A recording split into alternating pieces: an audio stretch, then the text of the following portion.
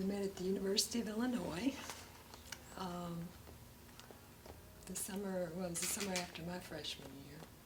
And I'd gone to visit a friend during the summer, and they had a party, and you were there.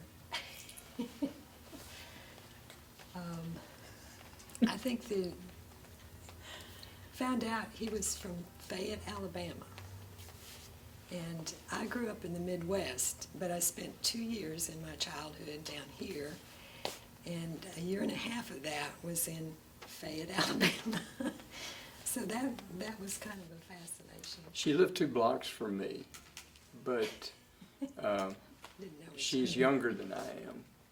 And we never met. We didn't even know each other in Fayette, Alabama, 4,500 people, just 40 miles north of here.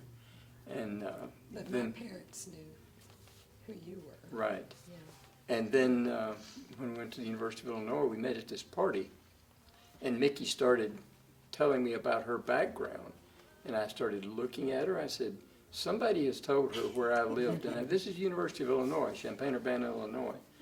Someone has told her about me, and she's just pulling my leg here with it. She lived on my street, just a couple of blocks from where I lived, and we didn't even know each other. And it turned out that was true.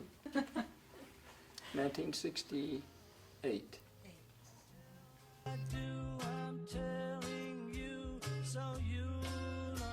I can remember times, maybe after a day we vacationed at the Grand Canyon a couple of times, and we would go back to our motel or something at night, and we would just look at each other and say, well, that was another very interesting Cargile day. And we've had a lot of those. All of our children were special, of course, when they arrived. Those were special times, and watching them grow up and eventually leave home. All of those. We have grandchildren. And we have grandchildren. Grandchildren are very special. I don't know that we can pick any one time.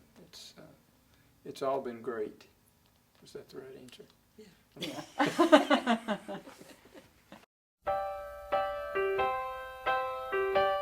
I think it's very important that you respect one another, and I think that's been a strong point for us, and support one another. Stay connected. I think back when the kids were little, and well, especially when you went back to school the last time, and we had small children, you both get so caught up in your own world, so to speak, and I think we kind of drifted apart, and you have to kind of reconnect, and as a couple instead of parents. And a lot of that involves communication. You have to keep talking to each other and communicating.